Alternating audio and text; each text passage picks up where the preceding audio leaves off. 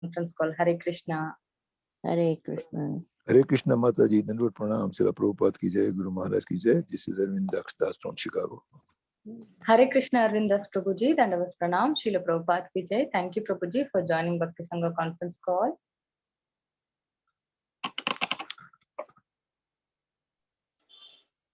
Hare Krishna Bhagavi Mataji, Dandavat Pranam, all glories to Srila Prabhupada, all glories to Guru Maharajas, and all glories to the assembled devotees. This is Tiffany in Pennsylvania. Hare Krishna.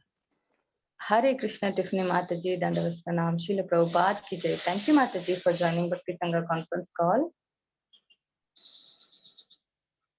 Hare Krishna Mataji, all glories to Srila Prabhupada. My humble obeisances to the assembled devotees. This is Vivek from Hyderabad. Hare Krishna Vivek Prabhuji, Dandavat Pranam, Srila Prabhupada ki jai. Thank you Prabhuji for joining Bhakti Sangha conference call.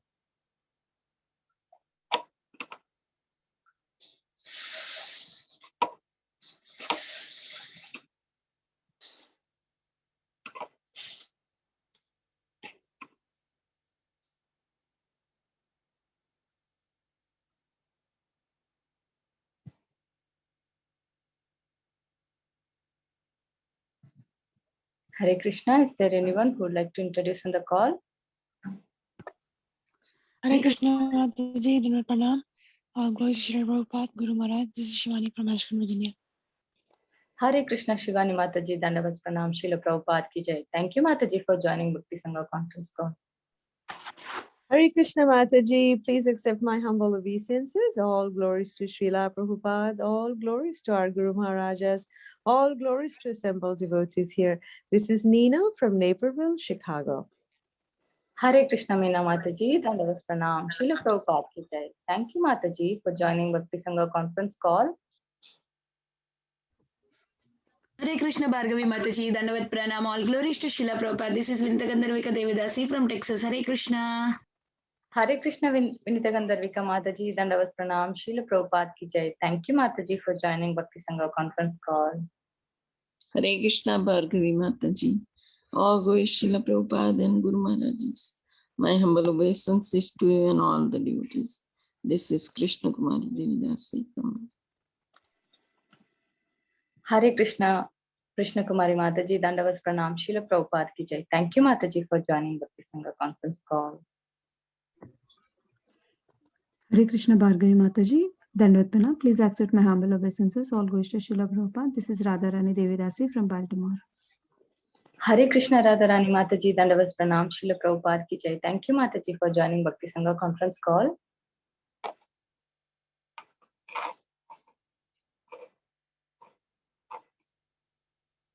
Hare Krishna Mataji, Dandavat Pranam, all glories to Srila Prabhupada and Guru Maharaj. This is Devahuti Dasi from Cincinnati. Hare Krishna Devahuti Mataji, Dandavat Pranam, Srila Prabhupada ki jai. Thank you Mataji for joining Bhakti Sangha conference call.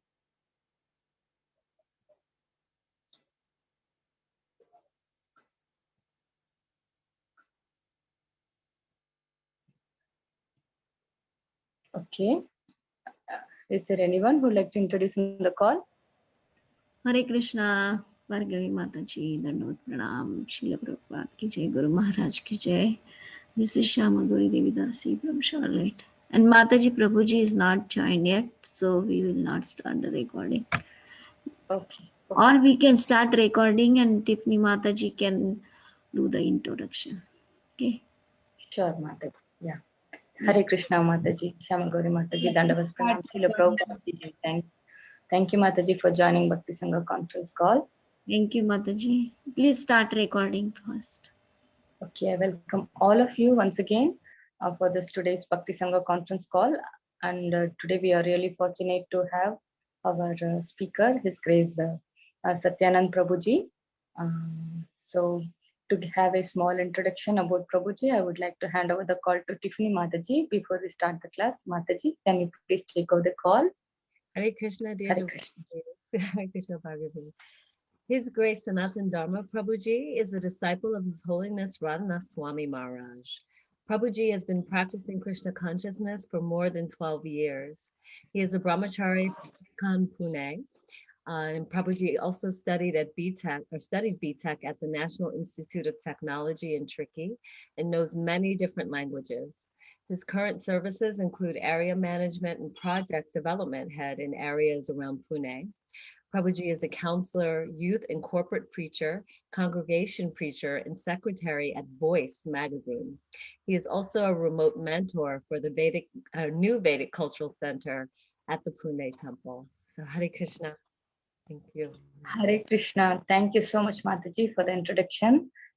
Hare Krishna, Prabhuji, Dandavas Pranam, Srila Prabhupada Ki Jai.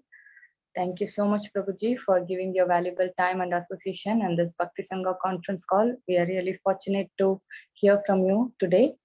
So I would like to hand over the call to you, Prabhuji. Hare Krishna. Hare Krishna. Dandavat pranams, all devotees. All glories to Srila Prabhupada, all glories to Srila Gurudev. Yes, without me telling, many of you are turning on your videos because you know the terms and condition. If I come for the class, I need the videos on. Otherwise, well, we are not having my class. Hare Krishna, I request all devotees to kindly show their mercy upon this poor conditioned soul by turning on videos, because I really want to ensure that you're all there. Thank you. Thank you. I hope even the others are considering turning on the videos. Thank you so much. And the moment Bhargavi Mataji mentioned that today's class will be given by His Grace Satyanand Prabhu, I was very happy. Then later on I realized, oh, she has misspelled my name only. So I was telling, oh, well, very nice. I get to hear from some other Vaishnava. Because normally I come to this Sangha and I get to hear only from myself. I don't get to hear from all of you. So I was quite happy and shocked. And then, well, Tiffany Mataji gave my introduction. So, well, then I got, well, the speaker is me only. All right. So again, a humble request to all the devotees to turn on videos so that we can have a very lively and interactive session, and I can also be able to see all of you, because a face is the index of the mind, and by looking at your faces I can exactly find out what's going on in your mind, and I can definitely try to serve all of you better. So we'll start with prayers. All right. Om Ajnanatimirandhasya Jnananjanashalakaya Chakshurunmilitam Yena Tasmai Shri Gurave Namaha. Nama Om Vishnupadaya Krishna Presthaya Bhutale Srimate Bhaktivedanta Swamin Iti Namine. Namaste Saraswate Deve Gauravani Pracharine Nirvishesha Shunyavadi Paschatadeshatarine वाञ्छाकल्पतरुभ्यश्च कृपा सिन्धोभ्य एव च पतितानां पावनेभ्यो वैष्णवेभ्यो नमो नमः. जय श्री कृष्ण चैतन्य प्रभु नित्यानंद, श्री अद्वैत गदाधर श्रीवासादि गौर भक्त वृंद. हरे कृष्णा कृष्ण कृष्ण हरे हरे, हरे राम राम राम हरे हरे. मूकं करोति वाचालं पङ्गुं लङ्घयते गिरिं यत्कृपातमहं वन्दे श्रीगुरो दीनतारिणं श्रीचैतन्यमीश्वरं परमानन्दमाधवम्. Hare Krishna. So first of all, I wish to wish all of you a very, very happy Ekadashi, Bhaimi Ekadashi. Yes. So Ekadashi is a day which is called as Bhakti Janani, the mother of Bhakti, or that day which helps us to produce more Bhakti in our hearts. Bhakti increases. So that's why Ekadashi Devi is called as Bhakti Janani. And today, any potent forms of devotional service that we perform, any potent forms. Yes, Sadhu Sangha Nama Kirtana Bhagavata Shravana Mathura Vasa Shri Murti Shraddhaya Sevana. Either it be associating with sadhus and devotees, whether it be chanting of the holy name, or whether it be listening to Srimad Bhagavatam, yes, or whether it be worshipping of the deities, or going and residing in a holy place. Any one of these 5 potent forms of devotional service to this day bears 1,000 times result. So you're all good business people. You know exactly how to do spiritual business. That's why I see many of you have come in good numbers for today's Srimad Bhagavatam discussion. Yes. So last time I remember taking the section from the first chapter of the 5th canto, where, okay, that's something that I don't need to do it, right? They will do it. The organizers will do it. They'll do it.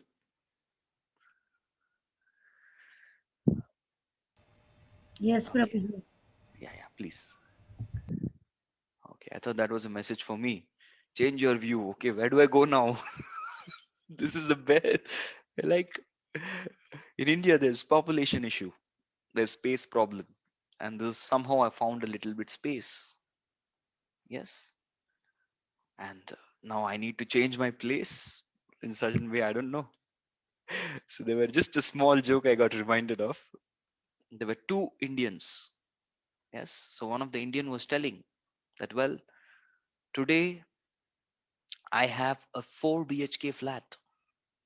I have Mercedes Benz. I have Lamborghini. I was Chevrolet. I have the best of all vehicles. I have all the riches. I have bank balance. What do you have? And the other person says, I have parking space. That's what is not there.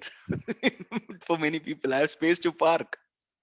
So space is really costly, right? So when I was told to go to another place, well, that would have been difficult. Somehow I'm squeezing myself here.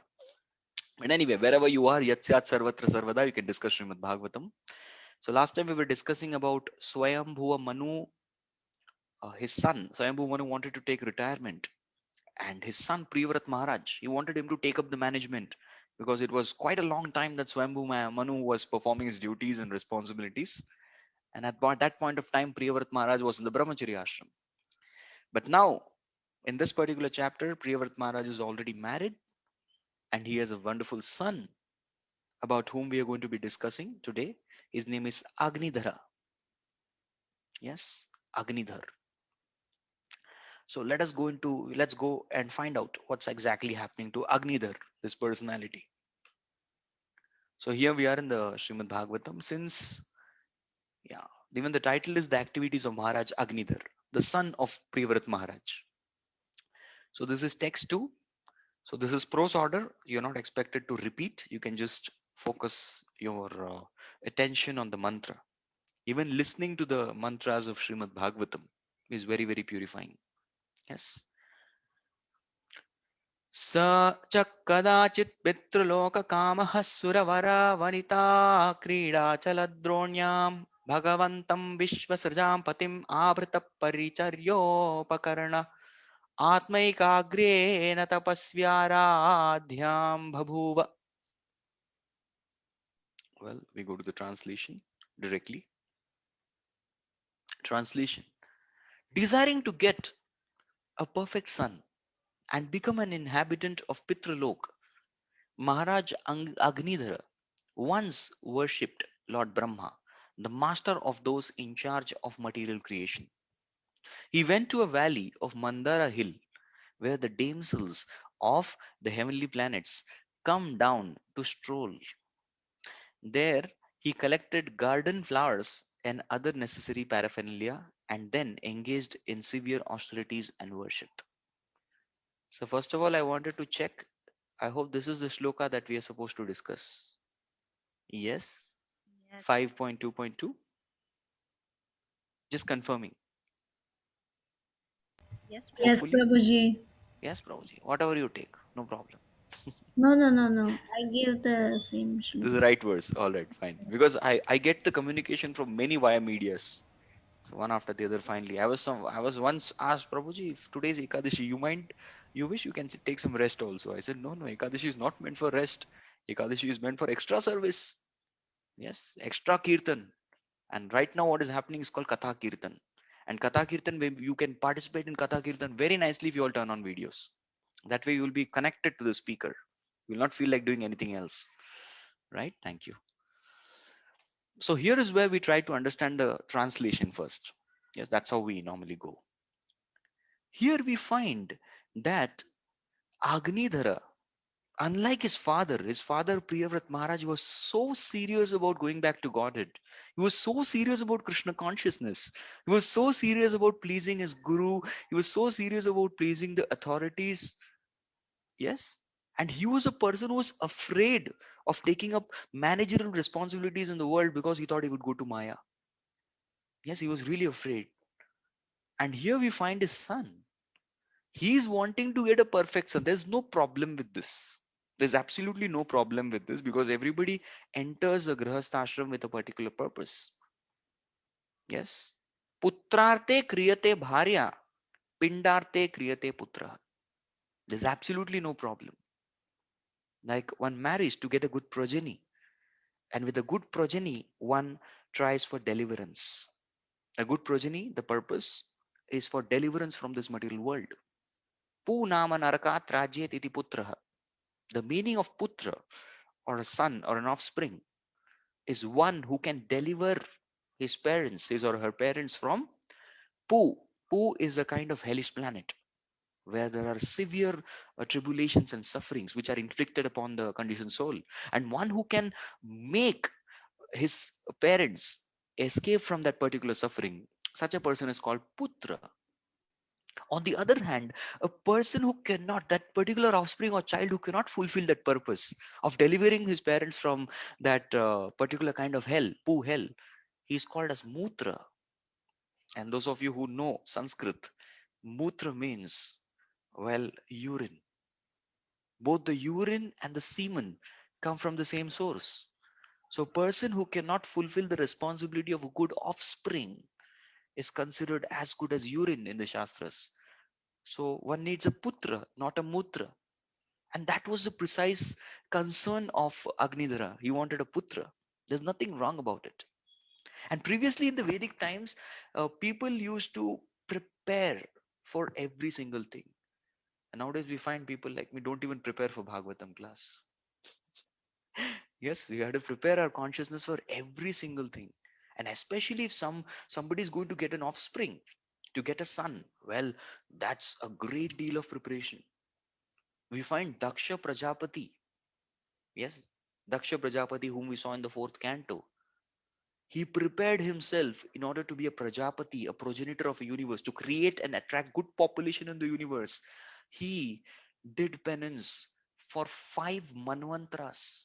This is manvantras. How much is that, Prabhuji? Is it 5 days? No.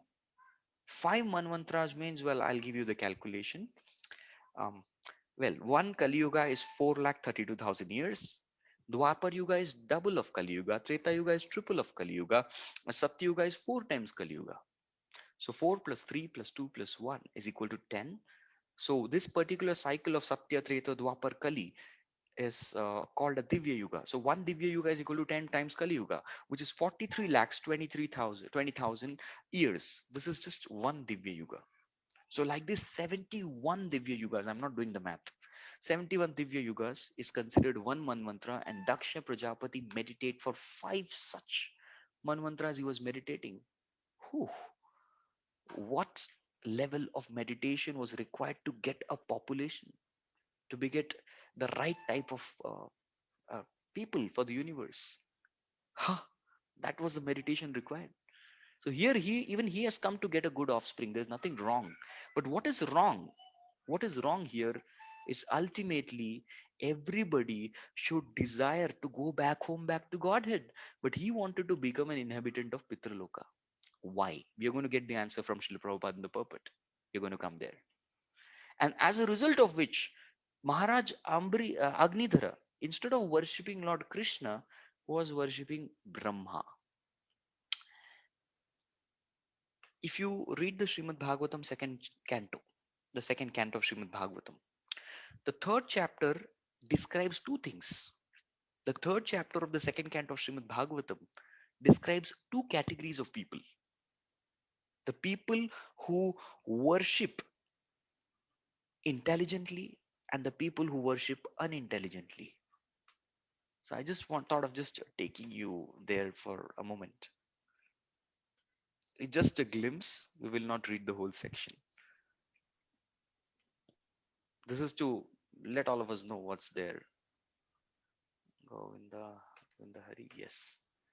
So you see these verses 2 to 7. I'm just going to show you the translation. Now here, somebody who desires to be absorbed in impersonal Jyoti worships Brahma. One who desires powerful sex life worships Indra. One who desires good progeny worships Prajapatis. One who desires good fortune worships Durga Devi. So like this, each and every, whichever material desire you wish to fulfill. Yes, there are gods, like one who wants good stock of money, should worship the Vasus. There are 8 Vasus, 8 types of demigods.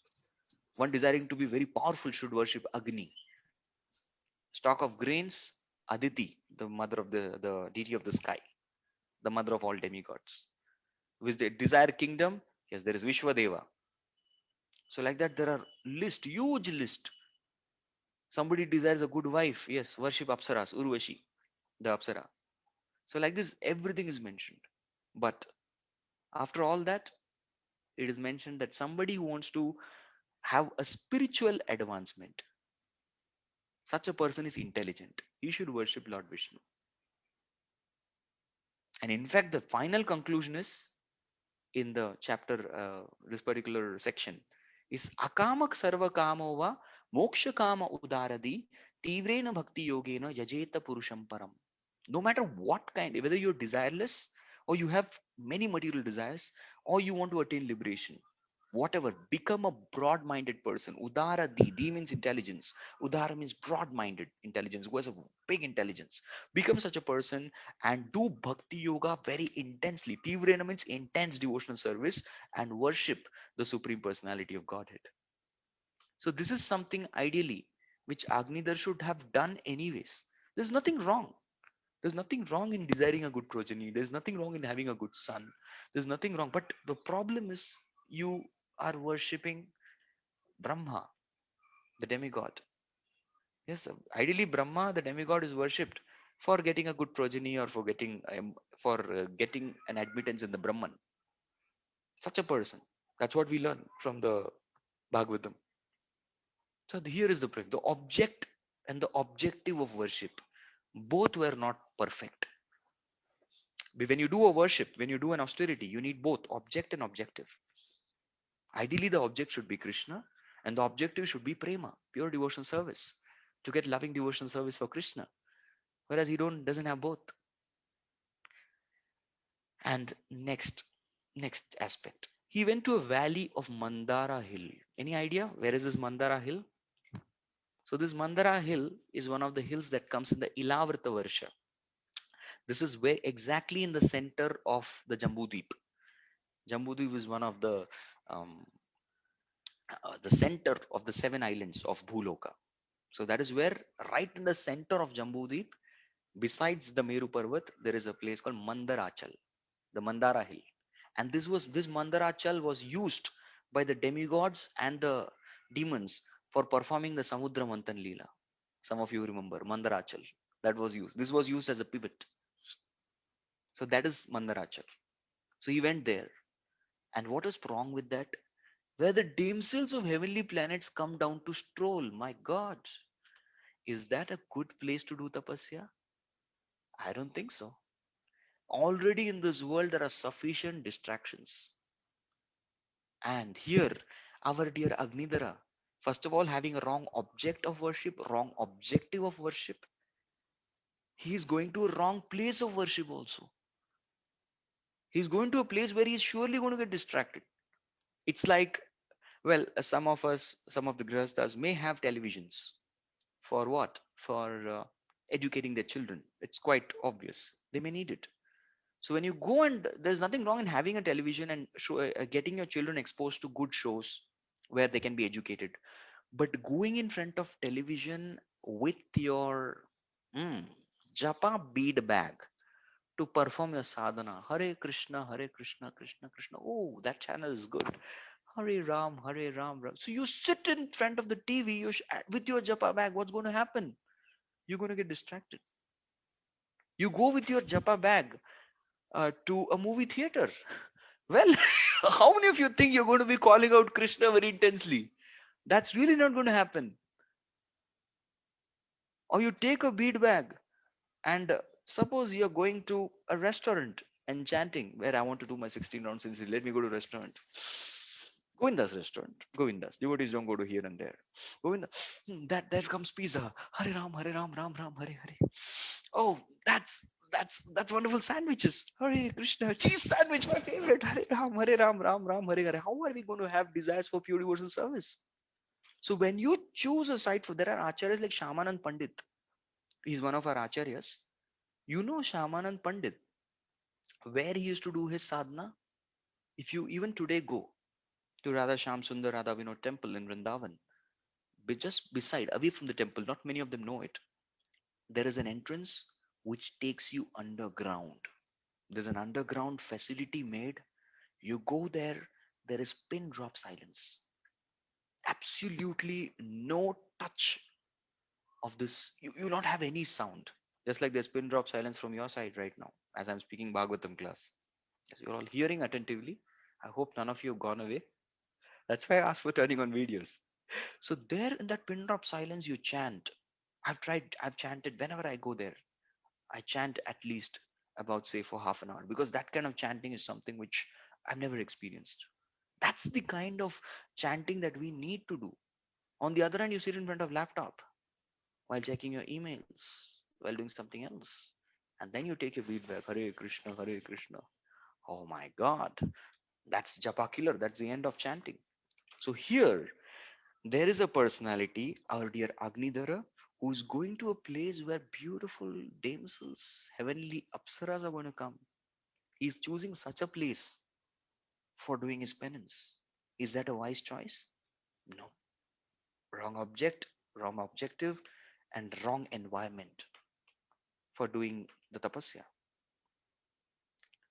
There he collected garden flowers and other necessary paraphernalia and then engaged in severe austerities and worship. All right. So he wanted to do severe austerities, tapasya. Yes, that's the very goal of human life. Ahead in the 5th chapter, Rishabdev is going to definitely tell that this human body, naham deho deha bhajan loke kashtan kaman arhate vidbujamye tapo divyam putra kayena sattvam shuddhyeti asmad brahma saukyam tvanantam. The very purpose of human life is not sense gratification, it is to do tapasya. But what kind of tapasya? Yes, tapo divyam, a divine penance, divine austerities. But what unfortunately Agnidhara is engaged in is mundane austerities. The austerities are severe, like even Hiranyakashipu, his austerities were severe, but his purpose was very mundane. He wanted to become Brahma. He was worshipping Brahma in order to overthrow Brahma and become the next Brahma and to collapse, destroy the Brahmanical culture and the cow protection, and thus kill the demigods. And even he thought he could kill Vishnu. Yeah, that's the height of foolishness. So that was the purpose for which he was meditating. That is the purpose for which he was performing penance. Yeah. So really, so sad. He's going to engage in. He's going to do a lot of hard work for nothing. That's what gives me great pain. I should pain all of us. Severe austerities, well, what is the result of such austerities? Yes, one thing you are going to definitely get, that is pain, suffering, because of the fatigue that is caused due to austerities, but you don't get Krishna.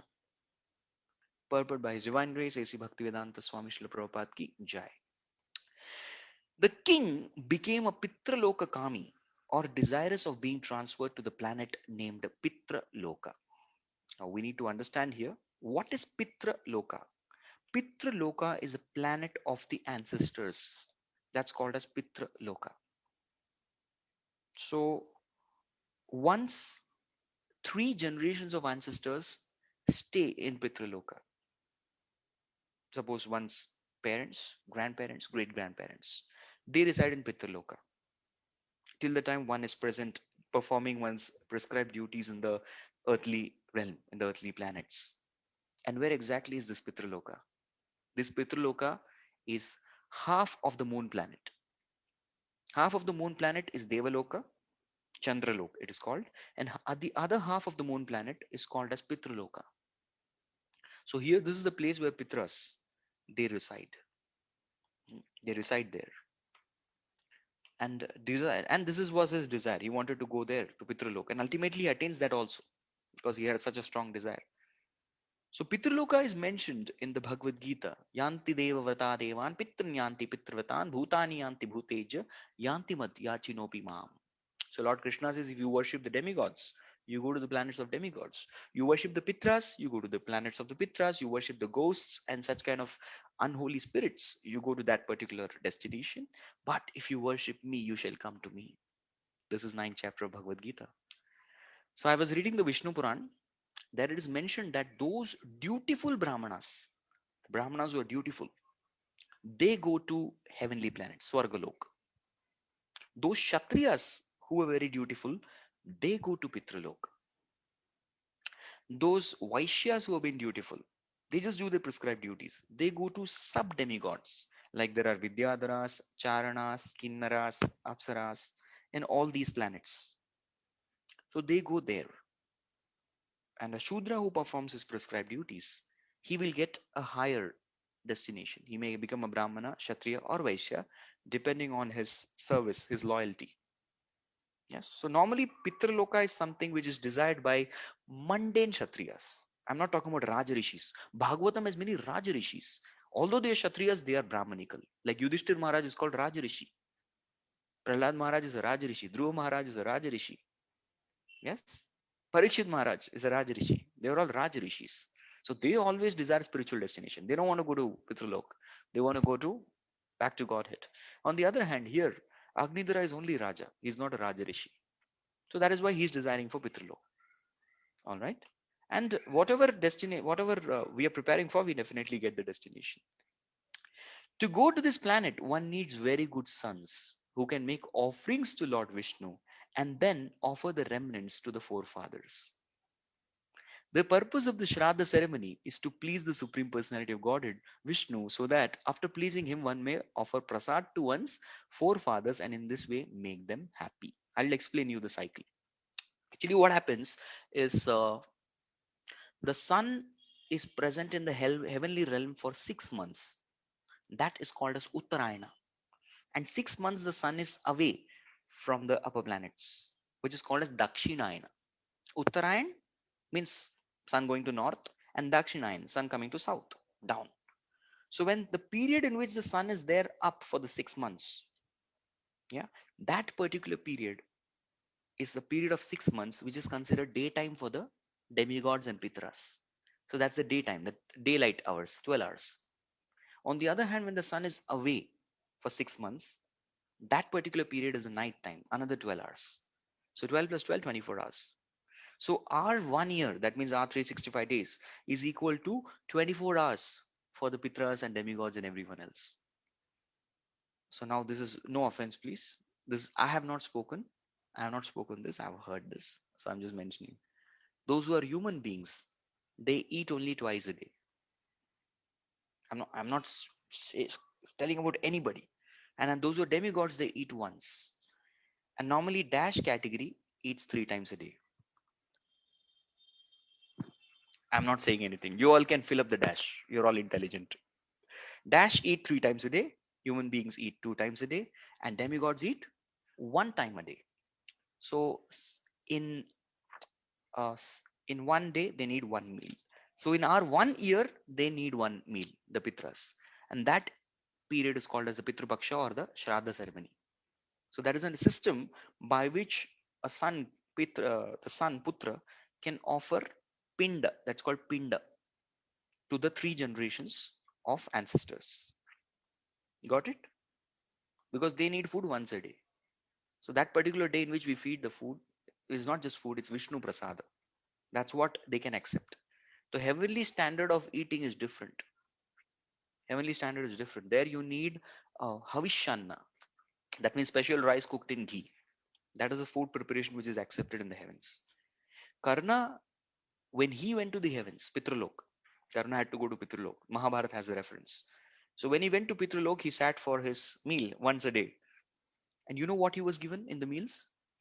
In the meals, Karna got all gold coins. All the gold coins, there were golden biscuits and different loaf of gold. So it was not a loaf of bread. That's how he got. And Karna asked, come on, what is this? He asked the person who was serving, I think you made a mistake in serving me. I was supposed to get some food to eat. He said, sorry, you have not done the Pitrupaksh properly. So you are going to get this to eat because all your life, that's what you donated, charity. So then Karna said, is there any way I can mend the situation? And they advised him, go down to the earth and do the Pitrupaksh properly and come back. See, a devotee doesn't have to do all these things. On the other hand, one who is not a devotee, he has so much of unnecessary obligation like this. Karna had to come back, do the Pitru Paksh properly, and then he was able to get food in the Pitralok.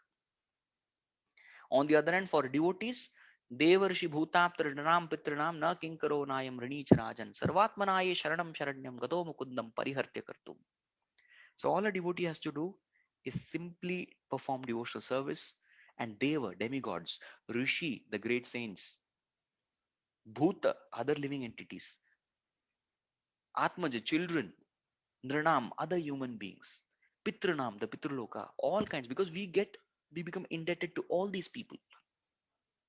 Bhutas also refer to the other like horses, the cattle. We become indebted to all of them.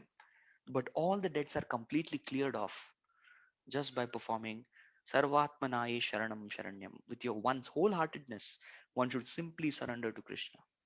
Gato Mukundam Parihartya Kartum, and one is relieved from all the debts.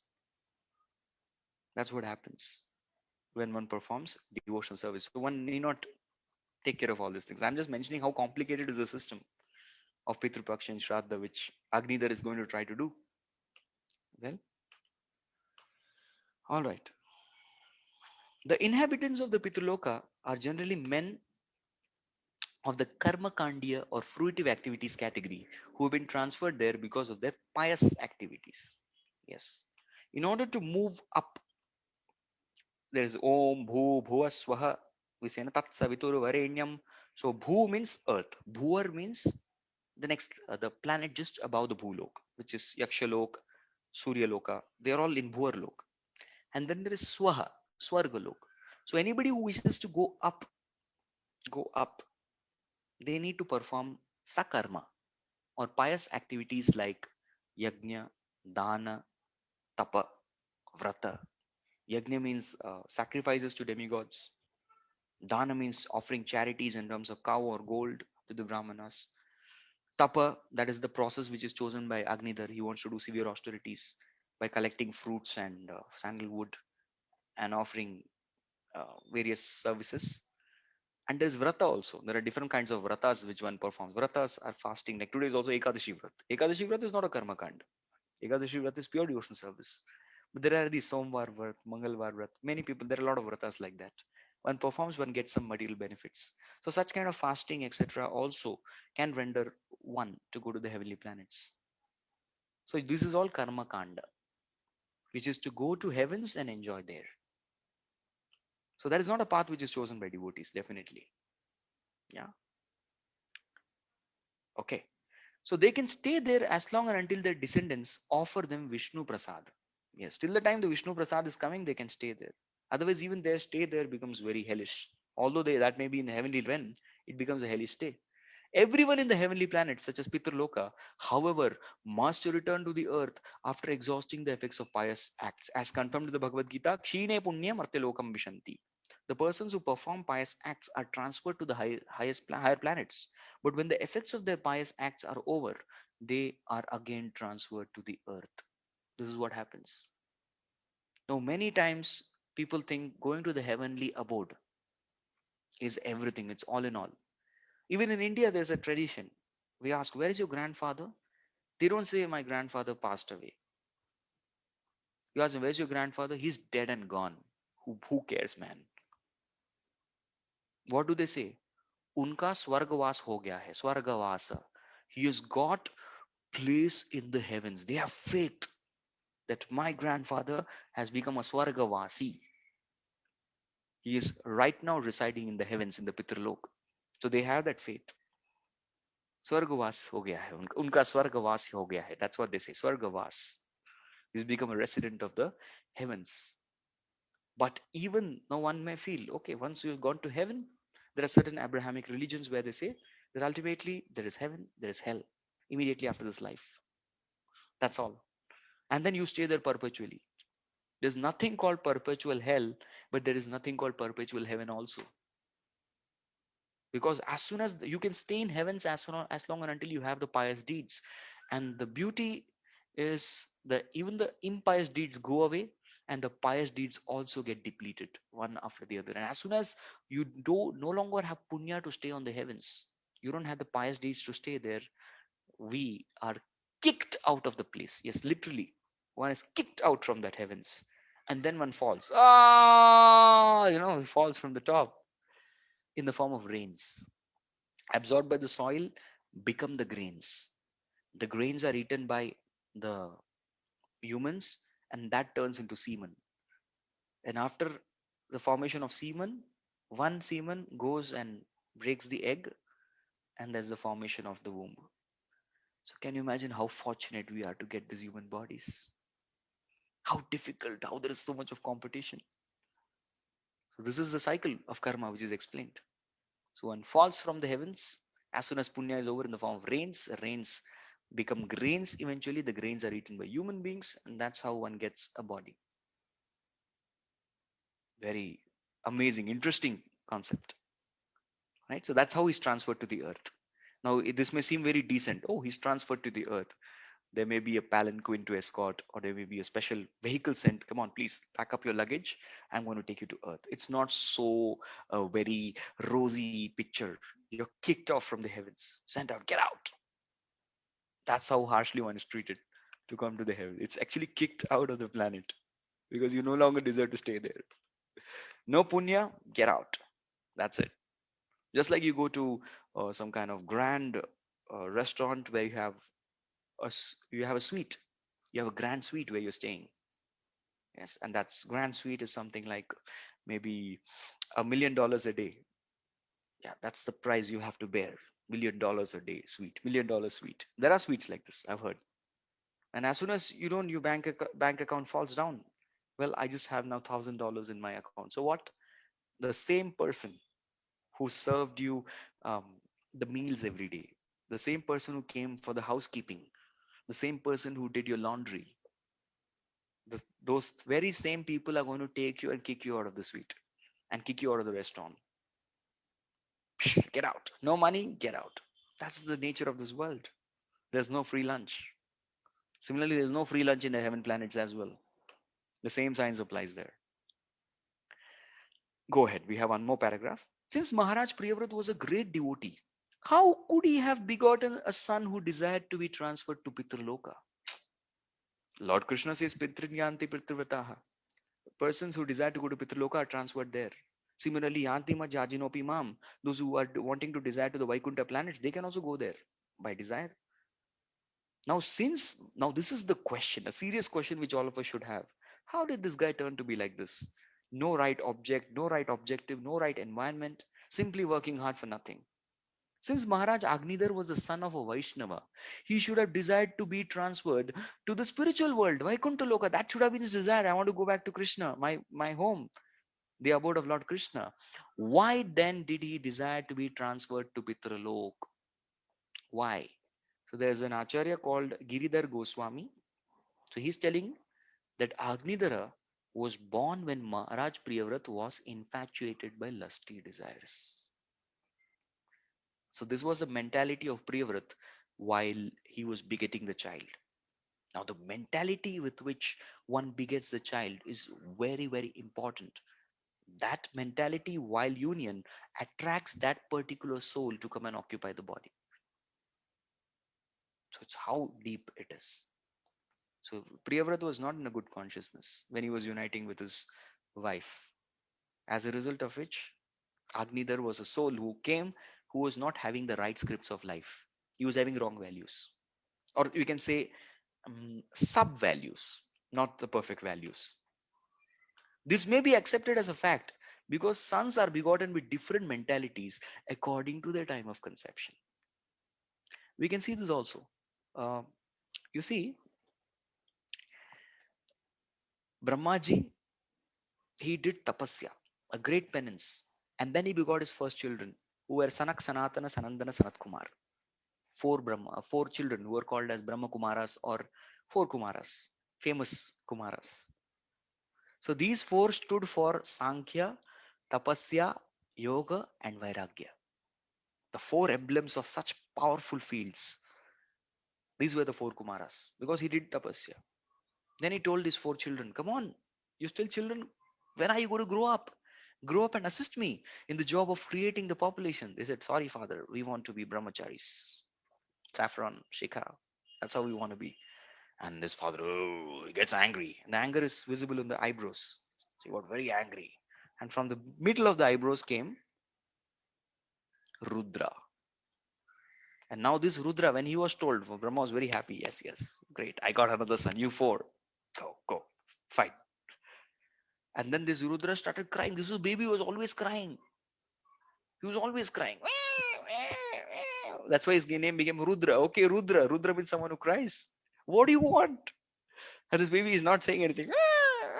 He's continuously crying. Usually, now Brahma did not have a Mataji beside milk, nothing.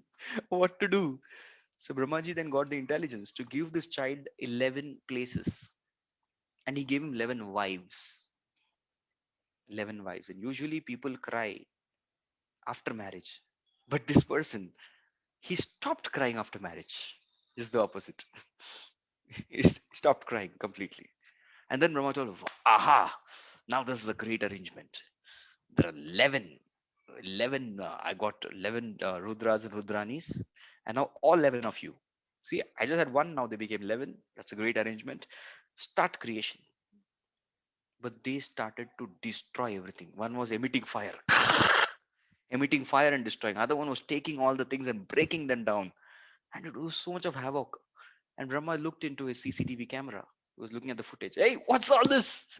I asked you guys to create. You guys are just breaking up everything that I've just created. Come back, all of you.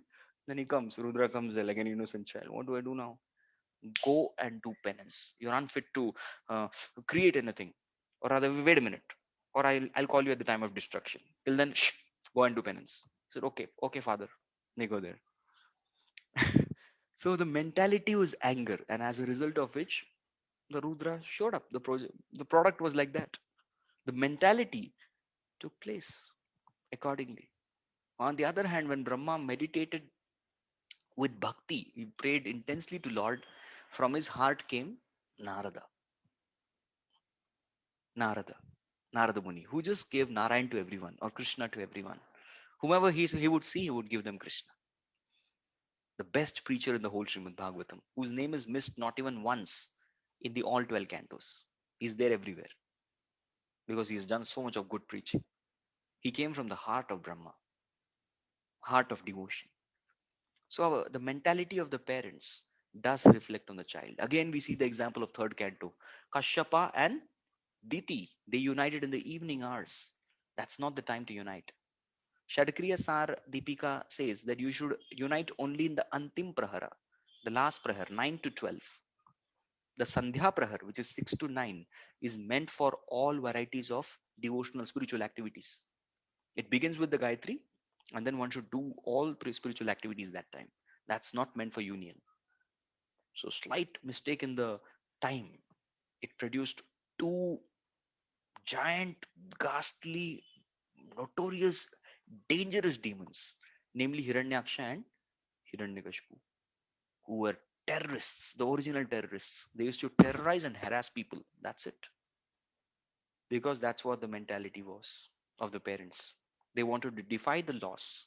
So they got two more big lawbreakers into the creation. Yes, so the mentality matters a lot. Similarly, whenever we do any service, we do any preaching, the mentality of a preacher also matters a lot.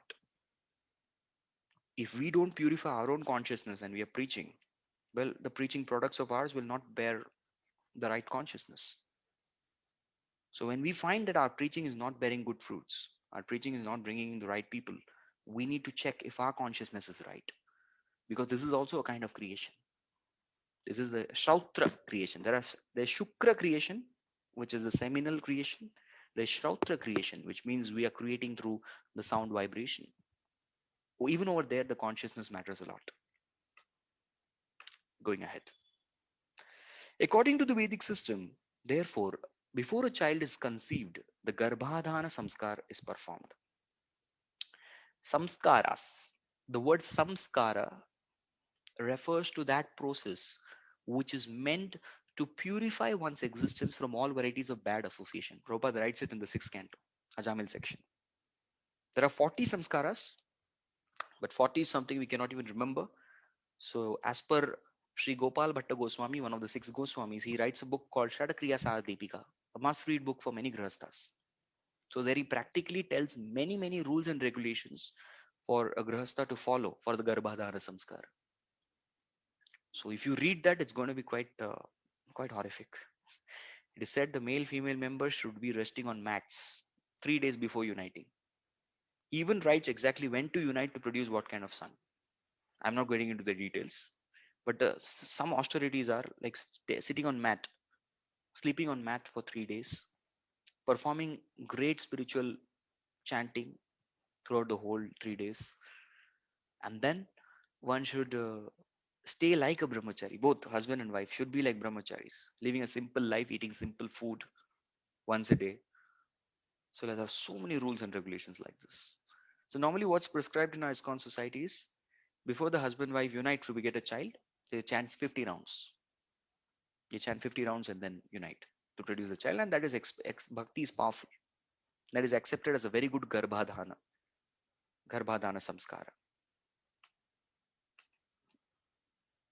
This ceremony molds the mentality of the father in such a way that when he plants the seed in the womb of his wife, he will beget a child whose mind will be completely saturated with devotional attitude. Devotional attitude. At the present moment, however, there are no such garbhadhana samskaras, and therefore people generally have lusty attitude when they beget a child. Yes. So this is so unfortunate because many people are not trained in these aspects. We see the natural effect on the population. Yes, it is visible. They're not very saintly or godly in their nature because devotees will produce devotees. Non-devotees will produce the same kind of people. Especially in this age of Kali, there are no Garbhadan ceremonies. Everyone enjoys sex with his wife like cats and dogs. So sex is not for recreation, it's for procreation. It's for procreation and not for recreation. Therefore, according to Shastric injunction, almost all the people of this age belong to the Shudra category. Kalau Shudra Sambhavaha. And here Shudra doesn't mean Shudra by caste. No, that's not caste. Shudra means untrained population. That's the meaning of Shudra. Those who are not trained in Vedic principles. Yes. Traditionally, the Varnashram, there would be one Brahmana, 9 Kshatriyas, 90 Vaishyas, and 900 Shudras. That would make up the entire 1000 population of the society. Yes, 1 plus 9 plus 90 plus 900 is 1000. That was a Vedic community of 1000 people. Shudras would be many because they're not properly trained. But even those Shudras, they would be taken, they would respond, the higher Brahmana, Kshatriyas, and Vaishyas would take the responsibility to train them well so that they don't commit adharma. That responsibility would be taken. It was the responsibility of the Brahmana to train everyone else. It was responsibility of Kshatriya to administer the right type of training. Yes. It was the responsibility of Vaishyas to accept the training and pass it on to the Shudras. So there was a perfect system. But Kalau Shudra Sambhava means there is unfortunately very untrained population. But Prabhupada said our Krishna conscious societies should produce Brahmanas. And what is the symptom of Brahmanas? They come for the Srimad Bhagavatam class. Thank you so much. You're all wonderful Brahmanas. All of you. Yes, without a doubt, I can close my eyes and tell you're all Brahmanas. Because you're all coming for the Bhagavatam class. Anybody who hears Bhagavatam becomes more than a Brahmana. Kanwal Chaddaji, I will definitely take your question in the end. I'll just complete the purport. Is it okay? Kadam Priya Prabhu. Ji sorry. Definitely. Of course, although Maharaj Agnidhar had a desire to be transferred to Pitralok, this does not mean that his mentality was that of a Shudra. He was a Kshatriya. His mental, see, even that's why in the Vedic times a person is having a pure Varna. He was a Kshatriya by Varna. That's why he wanted to go, but he was a mundane Kshatriya, not a Rajarishi, as I mentioned. Maharaj Agnidhar desired to be transferred to Pitraloka, and therefore he needed a wife, because anyone desiring to be transferred to Pitraloka must leave behind a good son to offer yearly pinda. I mentioned, right, the logic, or prasada from Lord Vishnu. And even here, actually the success of Shraddha is what, the success of Shraddha is when you feed the devotees, you feed the Brahmanas. And when they are pleased, that time Vishnu is pleased. So that's why when actually the Pitru Paksh comes, it becomes really difficult. I feel like going and hiding somewhere because many people invite us. Hare Krishna Prabhuji, today feast at our place. Hare Krishna Prabhuji, please come. Hare Krishna Prabhuji, Hare Krishna Prabhuji, Hare Krishna Prabhuji. I feel like going and running away somewhere. Yes, there's so many feast offers come and you're supposed to eat. What to do? Because they think I'm a Brahmana. I'm not a Brahmana, I'm a Shudra, worse than Shudra. But somehow that's how it is. One has to eat a lot. And when the Brahmana is pleased, then Lord Vishnu is pleased. So even Hari, if you see in Chaitanya Charitamrita, Advaita Acharya was also organizing a Shraddha. He was organizing a Shraddha and he was looking for the right Brahmana. And he found Haridas Thakur there. Just now we had Advaita Acharya's appearance day. So he offered the Shraddha as Agra Puja to Haridas Thakur. He fed him the Pinda, UB. And Haridas Thakur at that point of time was considered like an outcast. But Advaita Acharya was the leader of the Vaishnavas and he was also the leader of the Brahmanas, both. And thus, when he offered, everybody accepted. He took a great risk. One may say Haridas was not born in a proper family, but Advaita Acharya knew that Haridas is constantly chanting holy name. He is million times more superior to any Brahmana. He is the best Brahmana available. So let me feed him the effect of the foodstuffs of Shraddha. So he wanted a wife, and probably that's why he went to the place where the heavenly Apsaras come to take their bath or to stroll. So he thought he could select a very beautiful wife from the heavenly society. And later on, he does. He does get married to Purva Chitti, who's a very beautiful Apsara. Therefore, he went to Mandara Hill, where the women of the demigods generally come to worship Lord Brahma. So he also went to worship Lord Brahma there. So he had a lot of ulterior motives. In the Bhagavad Gita 4.12, it is said, Kankshata karmana sindhim yajante iha devata. Shipram hi manushe lokem siddhim parvati karmaja. The materialists who want quick results in the material world worship the demigods. Yes, that's what people of Kali Yuga want. Normally, I take Bhakti Shastri classes and I say, well, my Bhakti Shastri is one of the fastest Bhakti Shastris. I say 2 months. People are like, Prabhuji, is it possible in 2 weeks? 2 weeks. My God. People want it so fast. Prabhu, 2 months at max. I said, come on, then please get another teacher. People want crash courses in Kali Yuga. Everything fast. Nowadays, there are instant foodstuffs also. You just heat that particular material and you get instant noodles, instant chopsies, instant pasta. Everyone wants everything instant. They don't want to work hard. Hard work, nah, instant. Everything instant. Just put it in the microwave and done. We get instant food. So that's how difficult it is. So people, those who want instant things, you have to go to demigods. They'll give it to you. This is also confirmed in the Srimad Bhagavatam. Shri Aishwarya Prajepsavaha. Those who desire beautiful wives, substantial wealth, and many sons worship the demigods, but an intelligent devotee. I showed you that section from the Bhagavatam. But an intelligent devotee, instead of being entangled by the happiness of this material world in the form of beautiful wife, material opulence, and children, desires to be immediately transferred back home, back to Godhead. Immediately. So when do you want to go back to Godhead? Your answer ideally should be now. Right here, right now. Of course, some of you it may be very difficult. Prabhu, how can I leave all these things, all responsibilities and go? No. But this should be the eagerness one should have. One should have that eagerness to go back to Godhead right now. And thus he worships the Supreme Personality of Godhead, Vishnu. Yes. So this section teaches us how we should have the right object of worship. See, Dhruva Maharaj may not have the right objective of worship. He also wanted to have a kingdom greater than Brahma. Hiranyakashipu also wanted a kingdom like Brahma. Yes, so apparently speaking, Dhruva Maharaj was more materialistic than Hiranyakashipu. But why Dhruva Maharaj was purified? Because he had the right object of meditation. On the other hand, Hiranyakashipu did not have that. So we may all not be very purified in terms of desires. But one thing we can have is the right object of meditation. And by the regular association, even our objective of meditation will be purified. That all we want is Krishna Prem. And our object of worship is Krishna.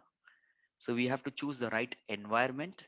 And the right environment is right here, where we are coming regularly for the Bhakti Sangha Japa group.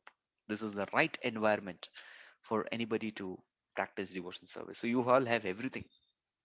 So definitely all of you are going back to Godhead. Once you reach there, please pull up this fallen soul also. Please take me also and pull me up there.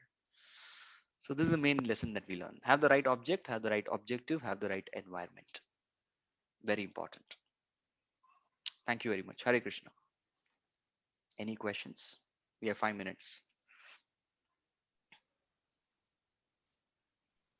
Hare Krishna, Prabhuji. Hare Krishna. Vivek Prabhu, right? Yes, Yes. Prabhuji. Hare Krishna.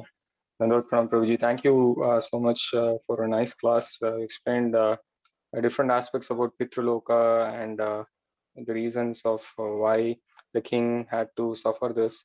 Prabhuji, I have a question. So sometimes Pitraloka has been synonymously used to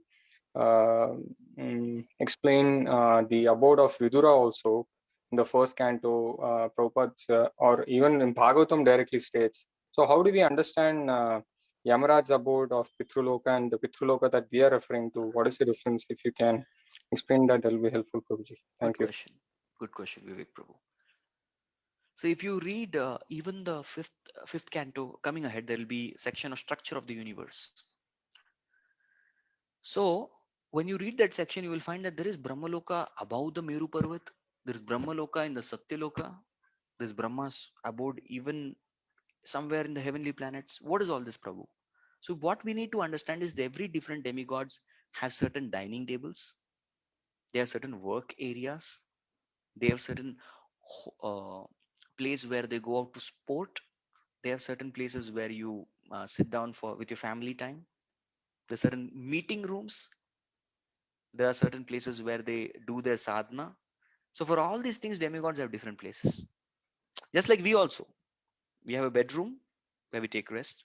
We have a dining hall where we eat. We have a main hall where we stay and do our main activities.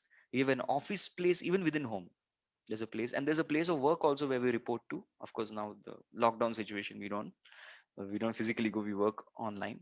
So we have different places for different things. Similarly, the demigods also have different places where they do different activities. So Yamaraj also has a role to play in the Pitralok. So there is a cabin made for him there also. Is it okay? Okay. Yeah. Thank you, Prabhuji. Hare Thank you. Krishna. But his capital is Samya Manipur. This Samya Manipur is there in the bottommost, southernmost part of the universe. Okay. That's his capital. Okay. Thank you, Prabhu. Yes. Hare Thank Krishna. you. Thank you so much. Hare Krishna, Prabhuji. Hare Krishna. We'll have His Grace Vamsidhari Gopal Prabhu, and then we'll have His Grace Kadam Priya Prabhu, who's been raising his hand since since the last 10 minutes. He's raising his hands. We'll give him a chance after you. Yes, Vamsidhari Gopal Prabhu. Thank you, Prabhuji, for the wonderful class. So, Prabhuji, I have a question. Like in India, sometimes like Brahmanas don't wish to eat Shraddha Prasadam. Like some Brahmanas have aversion to eat Shraddha. And they say that like some even following that, then some people, materialistic people like also don't prefer to eat in Shraddha. But we understand that if it is a prasad, then and the objective is to please the Brahmana by feeding that prasad. So why is this contradiction in the society? Like, is it some misconception or what it is? I get it. See, there are two classes of Brahmanas. One are the Smarta Brahmanas, the second are the Vaishnava Brahmanas. So the Vaishnava Brahmanas love Vishnu Prasad. On the other hand, the Smarta Brahmanas, they don't have faith in Vishnu Prasad. Okay. Yes, they don't. So such kind of people who are averse, unfortunately, because of a corrupted mentality.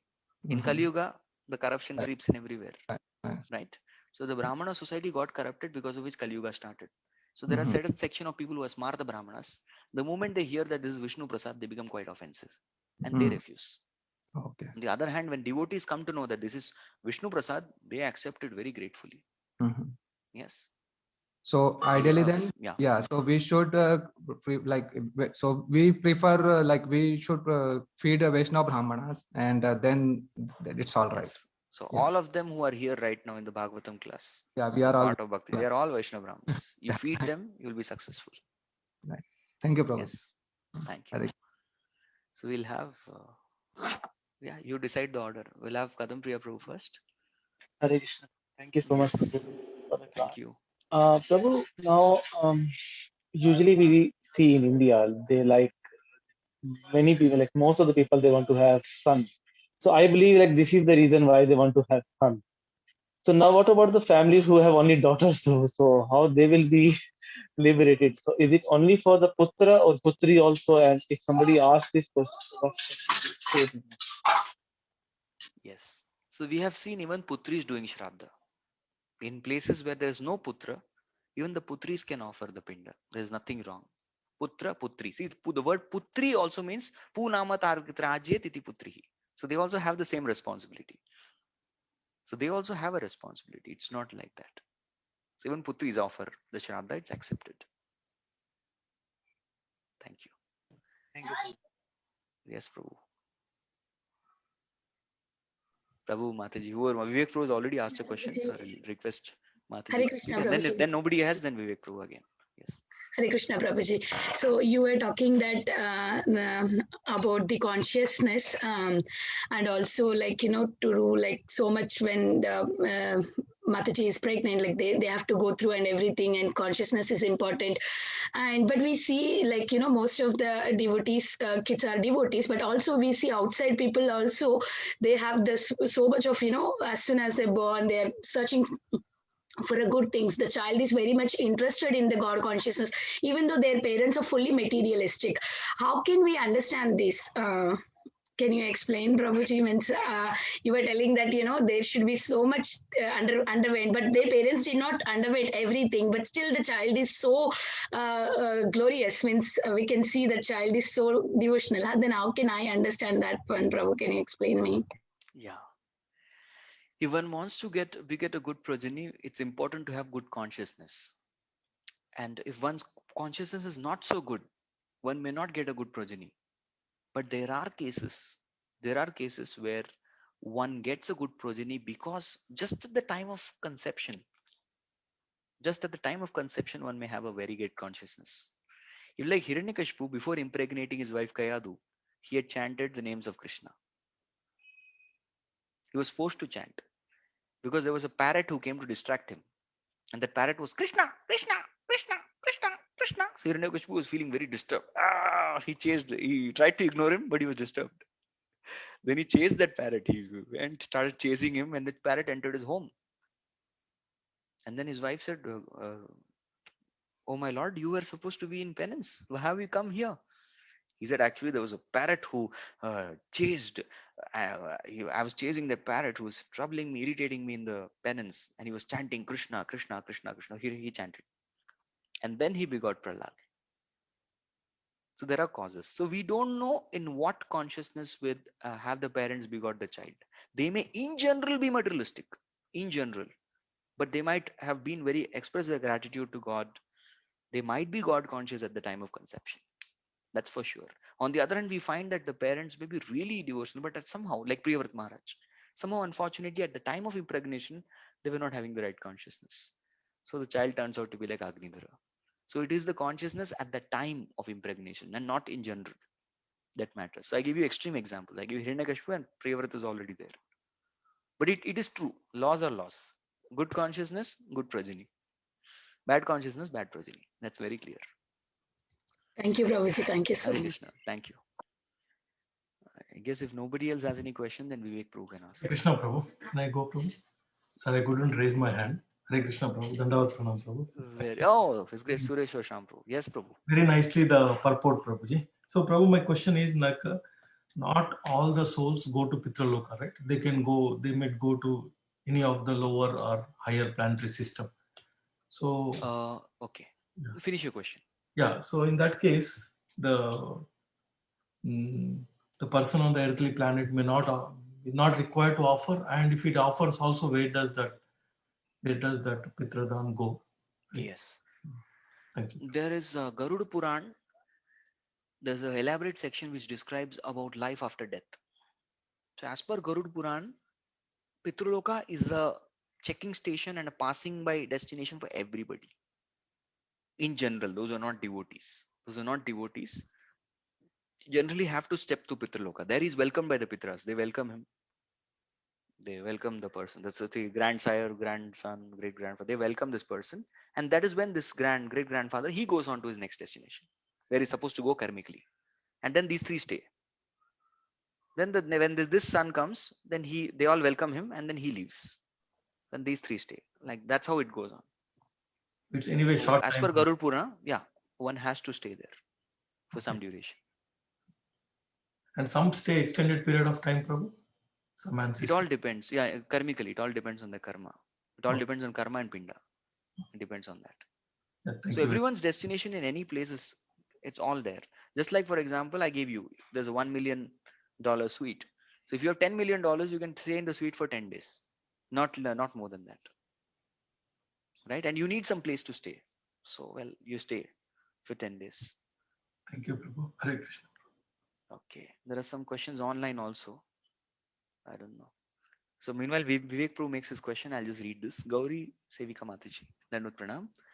If one's partner is atheistic and desirous, whereas the other partner is Krishna conscious, how would they cooperate with each other?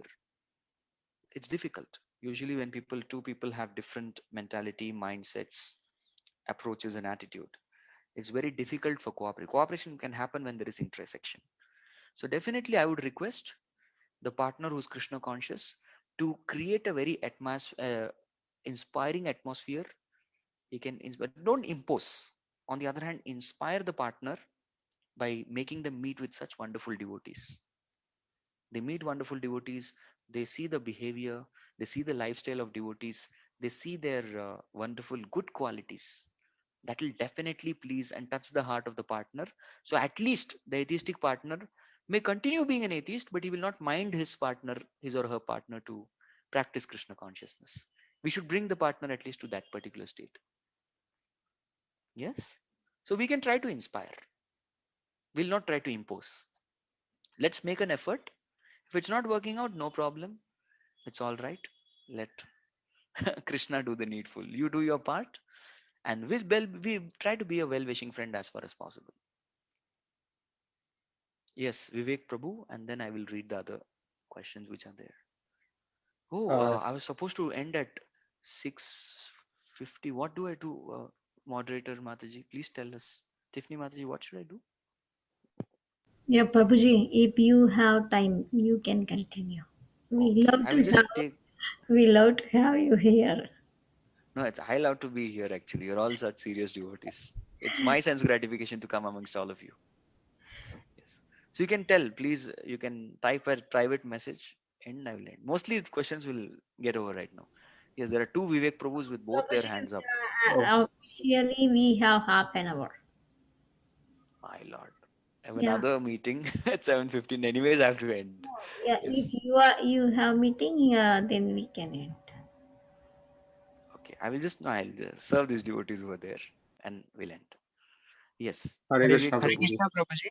Both Vivek Prabhus together. I thought there's only Okay. one. Okay. No Okay. problem. The Whoever other had Prabhuji asked the can. question previously, the other devotee can ask, then I'll address the other Vivek Prabhu. So, Yes. Prabhuji, I'm Vivek. Today was like wonderful class, and I would like appreciate the way you were like articulating everything. And I have a few doubts. Like sometimes our object of worship, like some people's object of worship, they are wrong, but their objective is good. Like they have a like pure devotional service attitude. But will the demigods or like if they are devotees, will they transfer their like bhakti to the right Yes, person? Like, okay, you're right. It happens. it Even in happens. our Okay. ISKCON movement, I've seen many sannyasis who've actually been devotees of Shiva. They were I wouldn't say devotee, worshippers of Shiva. And they worship Shiva with absolutely no desires. And later on, they were directed to Jagannath, some were directed to Panduranga, Krishna. It happens. I've seen this. Many cases. I can give so many case studies. Even other demigods also. When they have pure intent, even Ganesh, pure intent with that, they worship. Ganesh is a devotee of Narasimhadev. Actually, all these demigods are devotees. And when they see that he has no material desires and he wants to offer his pure love and worship, then they direct him ahead. They give their bhakti and direct him ahead. It's true. Good Okay. understanding. Thank you, Prabhuji. Thank you, Great. Vivek Prabhu. Yes. Hare Krishna, Prabhu. So Prabhuji, so you mentioned during the class regarding Devarishi Bhutapam, right? Nanam That Putanam, particular yes, verse. yes. So my question is, being a neophyte devotee, my current understanding is that is not applicable to practicing devotees like me who are not yet there. That is applicable only for, say, who a devotee who has given up all material desires or is in the path of pure devotional service. Is the understanding correct? Yes, Sarvatmanaye Sharanam Sharanyam, which means one who has become a pure devotee by full surrender. Okay. You're right. Only for such people it's applicable. But even there are two kinds of pure devotees. One pure devotee who has perfected his devotion, and second pure devotee who's still under the shower, who is being cleansed. So as long until we are under the shower, a person under the shower may not have been purified, but he will be purified eventually. Why? Because you have taken shelter of the right source for purification. So in that sense, it applies to us also. Whoever is under the shower and who is not running away from the process of cleansing. So stick to the process of devotional service. Okay. Then this verse even applies to you. Okay. Thank you. Okay. Thank you, Prabhuji. Prabhupada Hare writes Krishna. this. There are two types of pure devotees, in practice and in perfection. So where is that reference, Prabhuji? Is there? Exactly. I can get it for you if you Okay. want Okay. mail. But it is there. You type it in the folios, you'll get. Sure, Prabhuji. Pure devotees in practice are sadhana bhaktas. Pure devotees in perfect stage, they are like premi bhaktas or raga bhaktas. So we are right now not sadhana bhaktas also because we have other material desires, etc. So our cleansing is happening very partially. We are sadhakas. Sadhakas. You type it in the folios, you'll get. It's very famous. Okay. It'll take some time. Other questions would go. That's why I'm not. Otherwise, I Sure. could have given you the right reference as well. Hare Thank you, Krishna. Prabhuji. I'll Hare take Krishna. all of your comments also. Okay. There is a question. Okay, partner question is done. Can I have WhatsApp number, Prabhuji? This is the phone that I use. You can take darshan of my phone. So no WhatsApp. This button phone. This is the first phone that ever, was used in the planet. That's what I see. It seems like that. This is the phone I use for the safety, my own personal safety, as well as for others' safety. If the moderators are okay, I can give my email ID. If I have the permission, I can circulate my email ID. No problem, Sure, Bhargavi Prabhu. Mataji? Yes, Prabhuji, sure. You can share your email address. Normally, I reply to emails within 24 hours. In some emergency situations, it doesn't happen. But normally, I clear off my inbox. I mail and I do it. Sanatan Dharma Prabhuji, how can we find out more about your Bhakti Shastri course? Well, you can mail me. I will give you the details, surely. Thank you for your wonderful and insightful class, Kirtida Sundari Mataji. Thank you so much. How to know our purpose in this world? And getting married is a mandatory thing? Questions. Okay. All right. How to know our purpose in this world?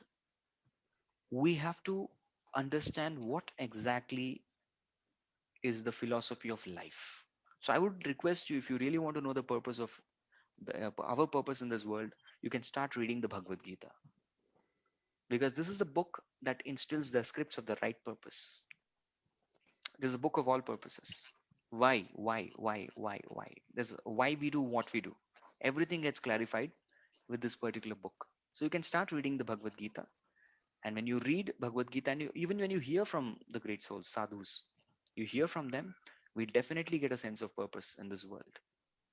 Yes. And I would especially like to make your job simple. If you say, well, that's too much of a time, I can't wait, I'd request you to go back and read the Bhagavad Gita chapter 8 completely, because that gives the purpose of our existence, attaining the supreme title.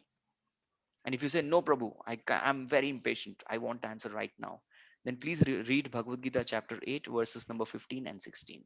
You'll get the purpose, the question, answer of the question. And getting married is a mandatory thing. Well, I'm not married, just informing you. I'm a brahmachari and I'm not married. But we should check out our nature. That's very important. So that's why there's an importance of spiritual mentor in your life. So whichever yatra you belong to, whether it's Charlotte, North Carolina, wherever, have a mentor and introspect with your nature. What exactly is your nature? And as per the Shastras also, if you see, the 99% of the population, they will serve and become wonderful grihastas. Very few of them may choose the path of a brahmacharya. Yes, so is getting married a mandatory thing? Well, that depends on your swabhava, your nature, and that can be analyzed in discussion with a mentor. Right? Gehena Mataji, your question. Hare Krishna Prabhuji, thank you so much for the class. I think the hand got raised By mistake. Thank Okay, you. no Thank you. problem. So have I missed any question? I guess not. I've written. Prabhuji, you have answered all of them. Thank you. Prabhuji, Hare Krishna Prabhuji, Dandavat Hare Pranam, Krishna. Guru Maharaj. Prabhuji, I have a question, Prabhuji. Actually, some people, they don't marry and they don't get kids. And once, because they do the Pitru, like every yearly Pitru Paksha, they need to have a son or any daughter. But if they don't have kids, the generation will end over there only, no Prabhuji. So how does it, even the last person who is going to, who dies, but there's no further generation for him to put the Sharda Karma, to do the Sharda, then how does it work?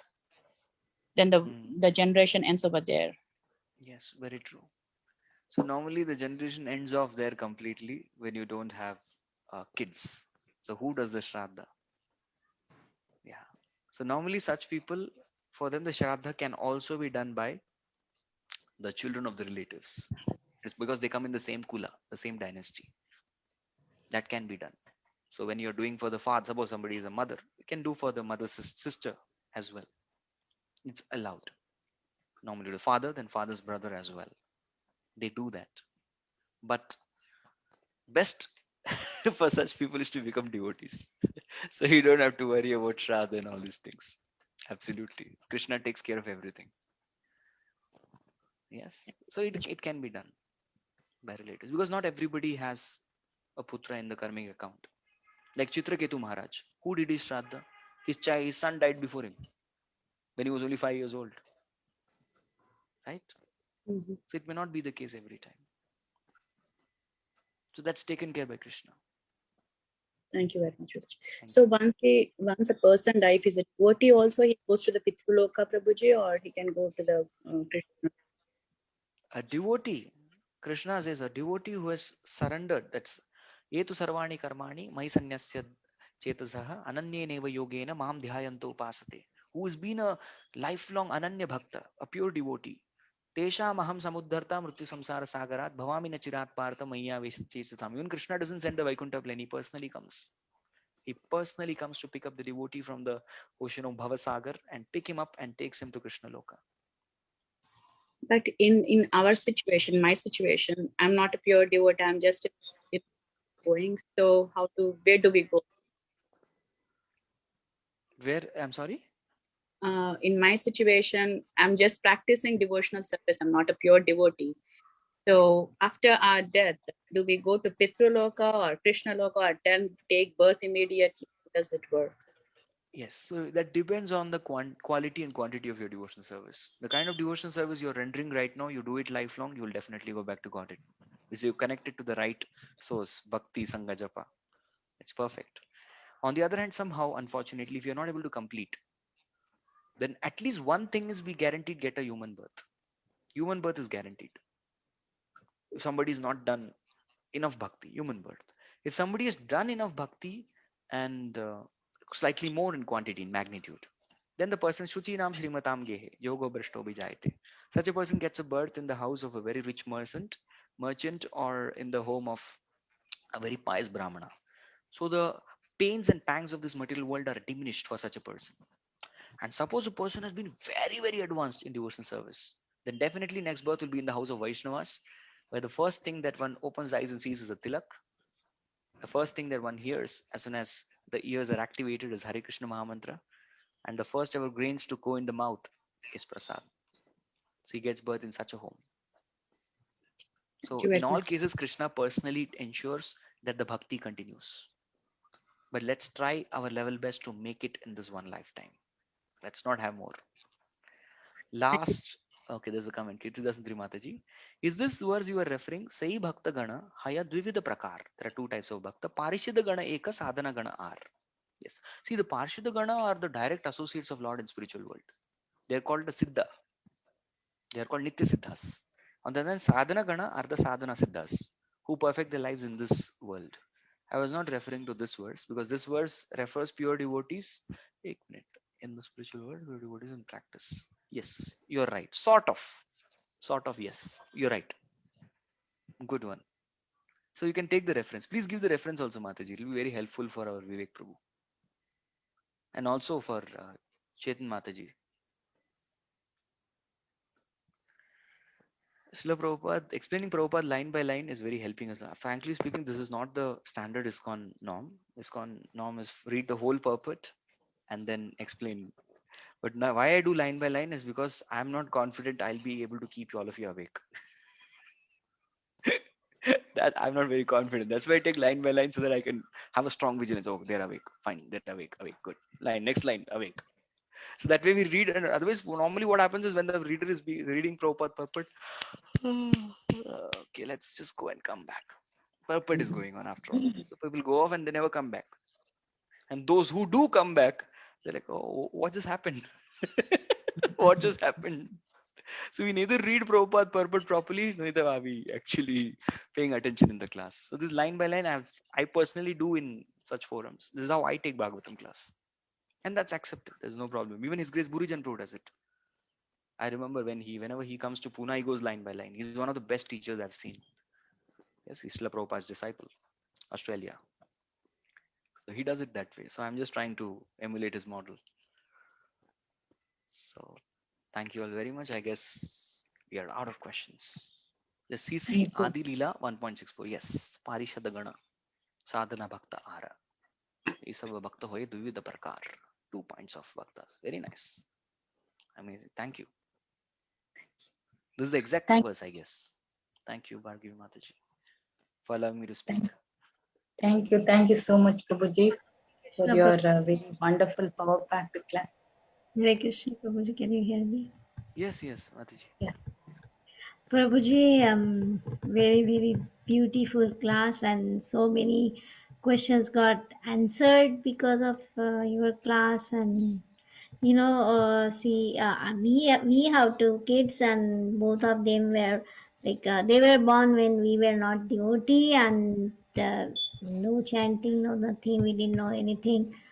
So now they are giving hard time to us. so so what should we do? To be very frank, I gave a lot of hard time to my parents. But they kept loving me, no matter what. As a result, whatever little good qualities I have, yes, they're in front of you. I gave them really hard time. But they were just very loving and caring always. That's how as devotees we can be. And we need to understand one thing, especially when the children grow old. They need an alternative source of inspiration also. We can't keep dictating their terms, our terms to them.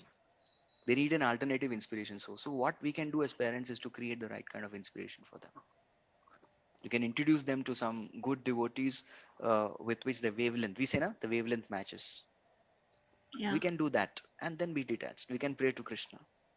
Let's do our part of being good parents. Yes. So we have, as parents, have to create that inspiration and give them the right inspiration. And don't worry.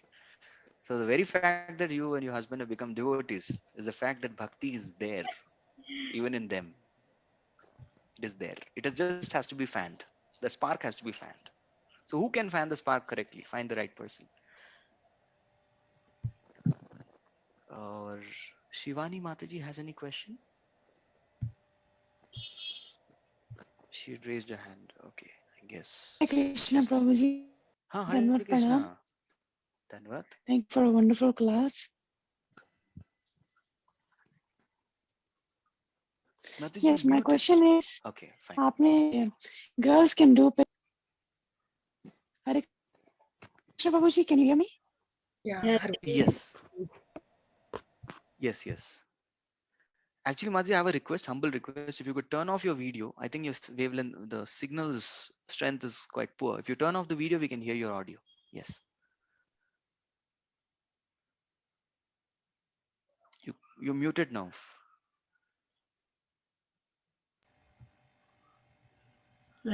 Okay, sorry. You had said that girls can do Petidan if there is no sun. So it's I have only observed if this there's no practice. sun, like, these days people don't believe in. These days there is no sun. No, she's saying that people won't believe on that. Yes, Oh, that so is, yeah. People won't believe that. Okay. even if they have the sun, even though they have a son, the son will not do the Petidan. So in that case, can daughters do it for the parents and so forth? Yes. Yes. I say yes. Definitely. Why not? Ideally, it's a responsibility not of the son alone. It's a collective responsibility. The Hare whole Krishna, Prabhuji. siblings, everybody. It's a collective responsibility. Because everyone, putra and putris, they're all. But normally the eldest child takes the responsibility on his shoulders to do it. Okay. Because I see the family of His Grace Radhesham Prabhu, my Shiksha Guru. So he's a brahmachari in the temple. Okay, thank you So for he has 3 clearing. sisters. So they all do it together. That's what I have seen. I've observed from the example. Okay. Thank you. I think we'll conclude here. Yes, Prabhu, sure. Thank you. Thank you very much, Prabhuji, for the very, very beautiful class. And it's a power-packed class, inspiring all of us. And we look forward for your association in the future also. And yeah, let us pay our obeisances to all the Vaishnavas and Prabhuji. Vancha kalpataru vyascha kripa sindhu Patitanam pavanebhyo Vaishnavebhyo namo namaha. Ananta Koti Vaishnavavrinda ki jai. Sanatan Dharma Prabhu ji ki Jagadguru jai. Srila Prabhupada ki jai.